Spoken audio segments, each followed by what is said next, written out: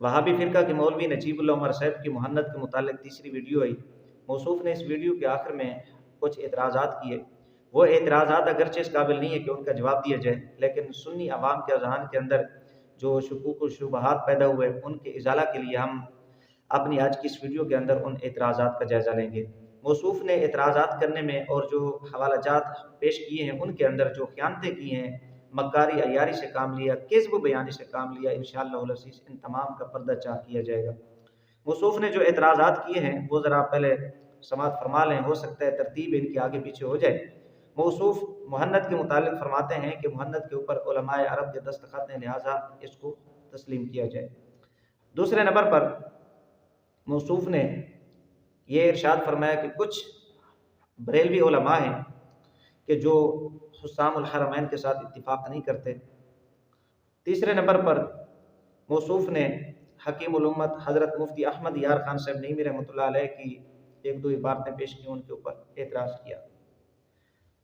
चौथे नंबर पर मौसूफ़ ने इमाम अहले सुन्नत रहमहुल्लाह के मुतालिक जामे नूर का एक हवाला पेश किया कि उसमें ये बात है कि अगर नबूवत का दरवाज़ा खुला होता तो इमाम अहले सुन्नत रहमहुल्लाह नबी होते। पाँचवें नंबर पर इमाम अहले सुन्नत रहमहुल्लाह के एक शेर के ऊपर एतराज़ किया मौसूफ़ ने। छठे नंबर पर मौसूफ़ ये फरमाते हैं कि इत्तिहाद बैनुल मुस्लिमीन के अंदर मुहन्नद की हिमायत की गई है, लिहाजा मुहन्नद को तस्लीम किया जाए। सातवें नंबर पर मौसूफ़ ये फरमाते हैं कि तहज़ीरुन नास की इबारत को कादियानियों ने कभी भी तस्लीम नहीं किया। इसी तरह एक एतराज़ के अंदर कि कुछ उलमा हुस्सामुल हरमैन के साथ इत्तिफाक नहीं करते, उनमें फिर हज़रत पीर मेहर अली शाह साहब रहमतुल्लाह अलैह का नाम लिया, पीर करम शाह साहब का, और इसी तरह मुफ्ती मोहम्मद अब्दुल मजीद खान साहब और मिनहाजुल कुरान वगैरह वगैरह। ये एतराज़ात थे मौसूफ़ के।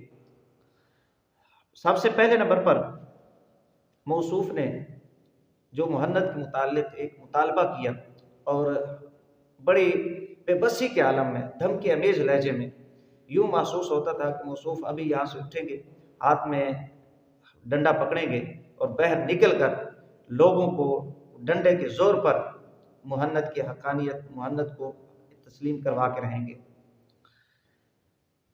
मौसूफ़ ये फरमाते हैं कि जी ये देखें मुहन्नद के ऊपर उलमाए अरब के दस्तखत हैं, लिहाजा इसको तस्लीम किया जाए। ये मौसूफ़ ने एक मुतालबा किया।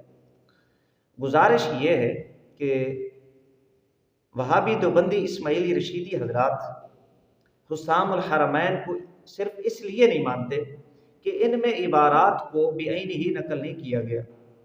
ये एतराज़ करते हैं और ये कहते हैं कि हुस्सामुल हरमैन जो है वो सच्ची किताब नहीं है। क्यों? इसलिए कि इनमें हमारी इबारात को बेअईन ही जैसे किताबों में थी वैसे नकल नहीं किया गया। ये एतराज़ करते हैं और इस वजह से इसको नहीं मानते। तो क़िबला, जैसे आप हुस्सामुल हरमैन को इस वजह से नहीं मानते कि इनमें इबारात को बेअईन ही नकल नहीं किया गया, वो अगरचे हुस्सामुल हरमैन में वैसे ही नकल किया गया जैसे आपके काबिरीन की कुतुब में इबारतें हैं। ये आपके बकौल कह रहा हूँ, जैसे आप हुस्सामुल हरमैन को इस वजह से नहीं मानते, वैसे ज़रा ये भी बता देते कि मुहन्नद के अंदर उन इबारतों को बेअईन ही नकल किया गया।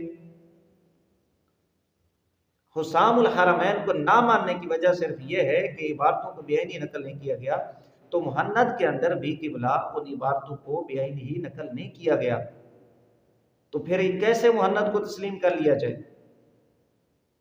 ये हो गया मुहन्नद के मुतालिक जो आपने धोखा दिया। और बाकी रहेगी बात उलमाए अरब के दस्तखत हैं, वो इंशाअल्लाहुल अज़ीज़ फिर कभी बताऊँगा कि किस किस ने मुहन्नद के ऊपर दस्तखत किए, सवालात किसने लिखे और मुहन्नद किसने लिखी, और देवबंद के यहाँ मुहन्नद का दर्जा क्या है, वो इंशाअल्लाहुल अज़ीज़ फिर कभी ये गुजारिश करूँगा। उसके बाद मौसूफ़ ये फरमाते हैं कि बाज़ उलमा हुस्सामुल हरमैन के साथ इत्तिफाक नहीं करते, जिनमें हज़रत पीर मेहर अली शाह साहब रहमतुल्लाह अलैह का नाम लिया और फिर हवाला दिया ज़र्ब शमशीर नामी किताब का।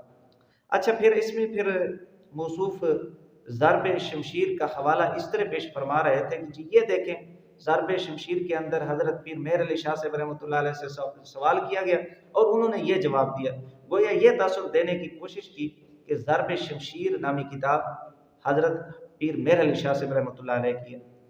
لیکن آپ حیران ہوں گے یہ جان کر کہ ضرب شمشیر نامی کتاب حضرت پیر مہر علی شاہ صاحب رحمۃ اللہ علیہ تو دور کی بات کسی سنی کی بھی نہیں ہے، یہ وہابی دیوبندی اسماعیلی رشیدی فرقے کے مولوی غریب اللہ دیوبندی کی ہے۔ حضرت کی بلا یہ آپ کی کتاب ہے، آپ اس کو اپنے گھر میں رکھیں، ہمارے خلاف پیش نہ کریں۔ شرم نہیں آتی آپ کو؟ اپنی دیوبندی کتاب کو ہمارے کھاتے میں ڈال کر ہمارے خلاف پیش کر رہے ہیں۔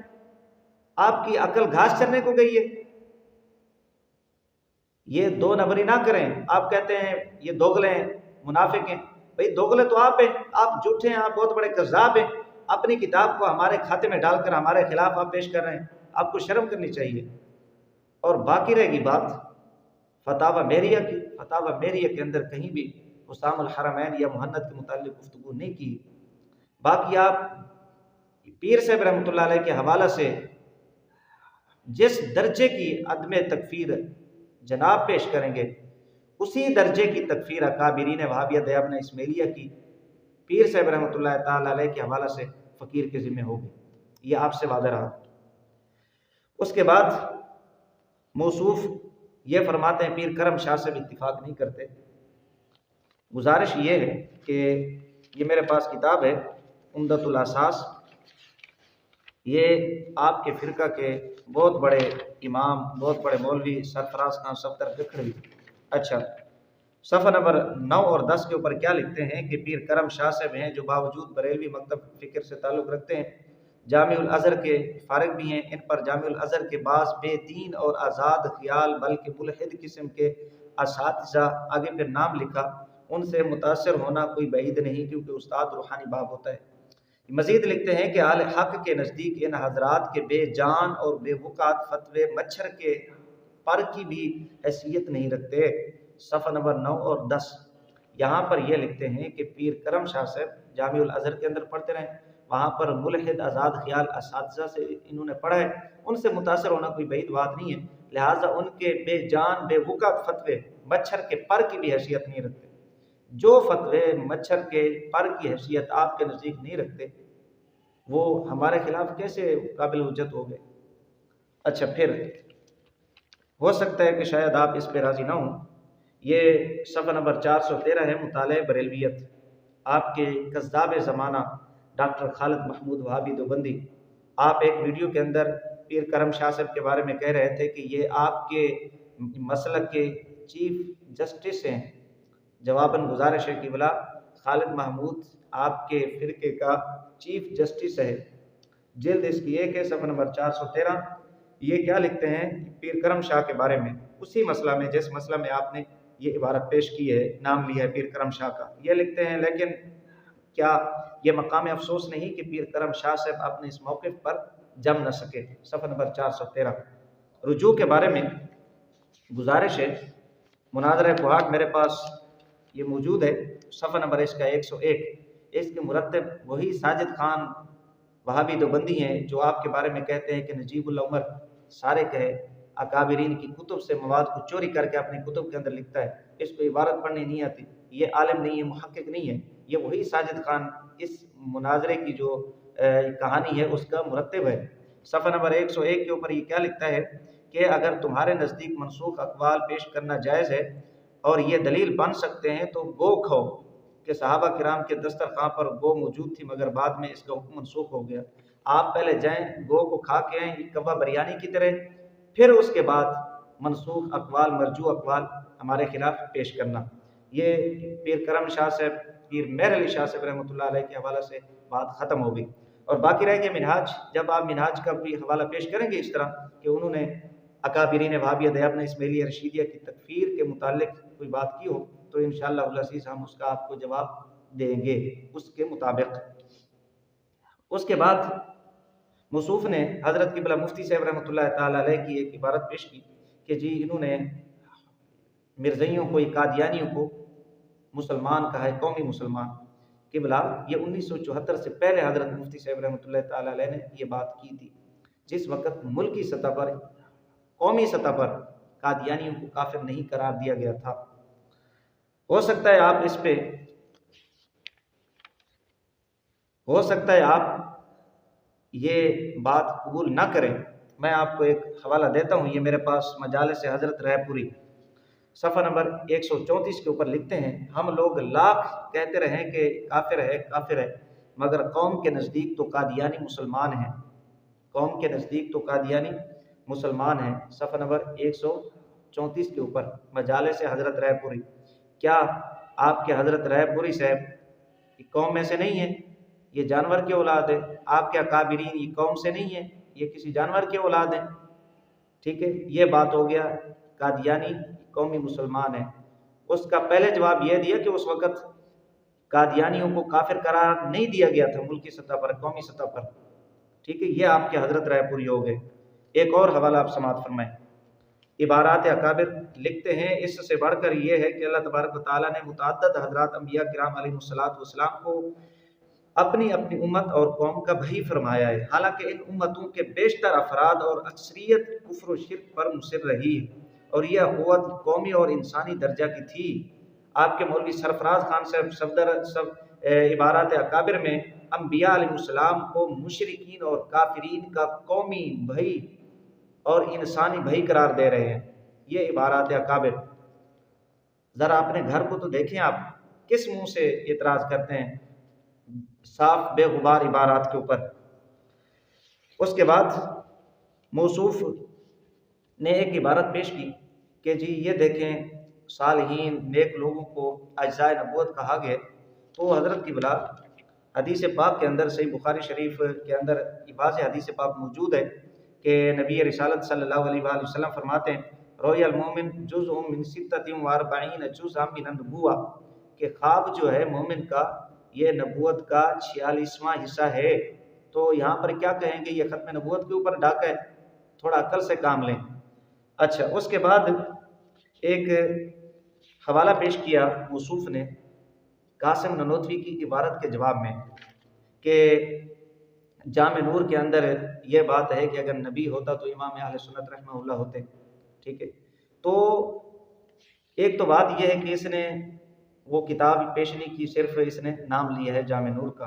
تو قبلہ گزارش یہ ہے کہ اس قسم کے جتنے بھی حوالہ جات پیش کیے کہ اگر نبی ہوتے یا نبوت کا دروازہ کھلا ہوتا تو شیخ عبد القادر جیلانی رحمۃ اللہ علیہ ہوتے، یا جامع نور کا آپ نے حوالہ پیش کیا ہے، یہ تب آپ کو مفید ہوتا جب قاسم ننوتوی نے تحذیر الناس کے اندر یہ بات لکھی ہوتی کہ بالفرض بعد زمانہ نبوی کوئی نبی پیدا ہو جائے تو خاتمیت محمدی میں فرق آ جائے گا، جبکہ آپ کا قاسم ننوتوی لکھتا ہے تحذیر الناس کے اندر کہ فرق نہیں آئے گا اگر کوئی پیدا بھی ہو جائے۔ آپ اعتراض سمجھے نہیں ہیں، قاسم ننوتوی کی عبارت اس کا کفر نہیں سمجھے، جبکہ ان میں کہاں لکھا ہوا ہے کہ اگر نبی آ جائے تو خاتمیت محمدی میں کوئی فرق نہیں آئے گا۔ اور بھائی یہ بھی حدیث پاک ہے، نبی علیہ السلام فرماتے ہیں کہ اگر میرے بعد نبی ہوتا تو عمر ہوتے۔ کیا ختم نبوت کے اوپر یہ ڈاکہ ہے؟ اگر وہ ڈاکہ نہیں ہے تو یہاں کیسے ڈاکہ ہے؟ قاسم ننوتوی کی عبارت کے اندر تو یہ ہے کہ اگر نبی پیدا بھی ہو جائے تو پھر خاتمیت محمدی میں فرق نہیں آئے گا۔ یہاں ختم نبوت زمانی کا انکار کیا گیا جو کہ کفر ہے، آپ کے مولویوں کے نزدیک بھی کفر ہے۔ یہ اصل بات ہے، آپ نے گمراہ کرنے کی کوشش کی، دھوکہ دیا لوگوں کو، شرم کرنی چاہیے آپ کو۔ اچھا، پھر اعتراض کیا امام اہل سنت رحمہ اللہ کے ایک شعر کے اوپر، وہ شعر کیا ہے؟ فتح باب نبوت پہ بے حد درود، ختم دور رسالت پہ لاکھوں سلام۔ یہ شعر امام اہل سنت رحمہ اللہ کا مشہور زمانہ ہے۔ قادیانیوں کے اوپر ایٹم بم ہے یہ شعر، لیکن یہ چونکہ قادیانیوں کے حمایتی ہیں، ان کے اکابرین مرزا قادیانی کے پیچھے نمازیں پڑھتے رہے، رشید احمد گنگوہی نے مرزا قادیانی کو مرد صالح قرار دیا ہے۔ ذرا مکاتیب رشیدیہ پڑھیں، فتاوی قادریہ کو پڑھیں، آپ علماء دیانہ کو اپنے کھاتے میں تو آپ لے لیتے ہیں مرزائیوں کی تکفیر کے حوالہ سے، لیکن یہ بات بھی آپ کے گنگوہی کے حوالہ سے فتاوی قادریہ کے اندر موجود ہے۔ یہ کیوں آپ پیش نہیں کرتے کہ آپ کے امام ربانی نے قادیانی کو مرد صالح قرار دیا؟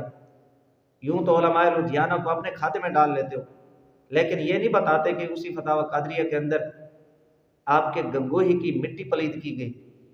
جی آپ کا اتنا تعلق ہے، آپ کو تو یہ تکلیف ہونی تھی اس شعر سے، آپ نے یہ بتا دیا کہ یہ فتح سے اور اس کا معنی جناب والا کھولنا ہوتا ہے، لہٰذا نبوت کا دروازہ۔ او کاکا گزارش یہ ہے، امام اہل سنت رحمہ اللہ نبی علیہ السلام کی اولیت پہ بات کر رہے ہیں، اور نبی علیہ السلام کے جناب والا هو الاول والآخر، نبی علیہ السلام کے آخر پہ بات کر رہے ہیں۔ فتح باب نبوت پہ بے حد درود۔ بھئی نبوت کا دروازہ کس نے کھولا ہے؟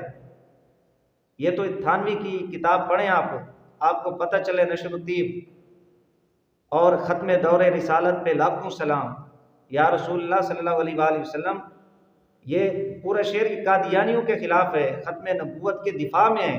آپ کو تکلیف تو ہونی تھی، آپ نے اعتراض کر دیا۔ اچھا پھر آپ نے اعتراض ہی کرنا ہے تو یہ میرے پاس شہاب الثاقب ہے اور صفحہ نمبر اس کا 87 ہے، قصائد قاسمی بھی یہ میرے پاس پڑھے ہوئے ہیں، اس میں یہ شعر لکھا ہے کہ مدد قاسم العلوم، قاسم النانوتوی وہابی دیوبندی جو فرقہ قاسمیہ کا بانی تھا، وہ کیا لکھتے ہیں؟ مدد اے کرم احمدی کے تیرے سوا، نہیں ہے قاسم بے کس کا کوئی حامی کار۔ یہاں پر احمدی مرزا قادیانی احمدی سے مدد مانگ رہا ہے آپ کا قاسم النانوتوی، الشہاب الثاقب اور ایک قصائد قاسمی کے اندر یہ شعر موجود ہے۔ یہاں پر واضح طور پہ لفظ ہے احمدی کا، یہ مدد مانگ رہا ہے مرزا قادیانی سے، اور آپ امام اہل سنت رحمہ اللہ کے شعر کے اوپر اعتراض کرتے ہیں، آپ کو شرم نہیں آتی؟ اچھا پھر حوالہ پیش کیا کہ اتحاد بین المسلمین، حضرت علامہ نیازی صاحب رحمۃ اللہ علیہ نے لکھا ہے کہ مہند کی اشاعت کے بعد اختلافات اور متنازع فی مسائل کے اندر جو ہے نا پیش رفت ہو جاتی ہے، معاملات حل ہو جاتے ہیں۔ قبلہ یہ حوالہ آپ کو فائدہ نہیں دیتا، اس لیے کہ پہلی بات یہ ہے کہ اسی اتحاد بین المسلمین کے اندر اس کتاب کے اندر اس اختلاف کو اصولی اختلاف کہا گیا، اور آپ کے کفریہ عقائد، شرکیہ عقائد اسی کتاب کے اندر موجود ہیں۔ اور پھر یہ فرمایا کہ اگر وہابی دیوبندی اسماعیلی رشیدی حضرات مہند کے عقائد کو نافذ العمل کر لیں تو پھر ممکن ہے، کیا وہابی دیوبندی اسماعیلی رشیدی حضرات نے ان عقائد کو نافذ العمل کیا ہے؟ کیا وہ جو حسام الحرمین کے اندر گستاخانہ عبارات نقل کی گئی ہیں اور وہابی دیوبندی اسماعیلی رشیدی حضرات کی کتب کے اندر موجود ہیں، ان سے توبہ کی گئی ہے؟ خالی یہ کہہ دینا کہ مہند کی اشاعت کے بعد، یہ میرے پاس کتاب ہے فاضل بریلوی اور ان کا حافظہ، یہ وہابی دیوبندی اسماعیلی رشیدی فرقہ سے تعلق رکھتے ہیں مولوی عبدالرشید، ان کا نام آپ بڑی اچھی طرح جانتے ہوں گے، اگر نہیں جانتے تو پھر کبھی انشاءاللہ میں بتاؤں گا یہ کون ہے آپ کے۔ صفحہ نمبر 204 کے اوپر لکھتے ہیں کہ آدمی کو اپنا توبہ نامہ پیش کرنا چاہیے، ٹھیک ہے، مرتب کا نہیں۔ آپ دکھا سکتے ہیں رشید احمد گنگوہی کا توبہ نامہ، قاسم نانوتوی کا توبہ نامہ دکھا سکتے ہیں، مولوی اشرف علی تھانوی کا توبہ نامہ آپ دکھا سکتے ہیں، خلیل امیٹھی کا توبہ نامہ آپ کے پاس ہے؟ اگر آپ کے پاس ہے تو دکھائیں، نہیں تو اتحاد بین المسلمین کی عبارت کو اپنے حق میں پیش نہیں کر سکتے آپ، وہاں پر لکھا ہوا ہے کہ دیوبندی ان عقائد کو نافذ العمل کر لیں۔ اچھا پھر یہ کہتے ہیں کہ جی یہ دیکھیں مہند کے اندر یہ کہا گیا کہ ابلیس امام احمد رضا بریلوی رحمۃ اللہ علیہ کو، لہٰذا آپ کے اکابرین نے تو آپ کے امام کو ابلیس تسلیم کر لیا۔ وہاں پر عقائد کی بات کی گئی ہے کہ عقائد کو نافذ العمل کر لیں، کیوں آپ جھوٹ بولتے ہیں، دھوکہ دیتے ہیں ایک قوم، کتنا جھوٹ بولیں گے آپ، شرم کرنی چاہیے آپ کو۔ اچھا پھر ایک اور یہ بات کی کہ قادیانیوں نے کبھی بھی تحذیر الناس پیش نہیں کیا اپنی حمایت میں، یہ اتنا جھوٹا آدمی ہے کہ اس نے کچھ سال قبل ایک ویڈیو کے اندر یہ تسلیم کیا تھا کہ متقدمین قادیانیوں نے کبھی پیش نہیں کی، یہ بعد میں آنے والے قادیانی ہیں، انہوں نے اپنی حمایت کے اندر تحذیر الناس کی عبارت پیش کی۔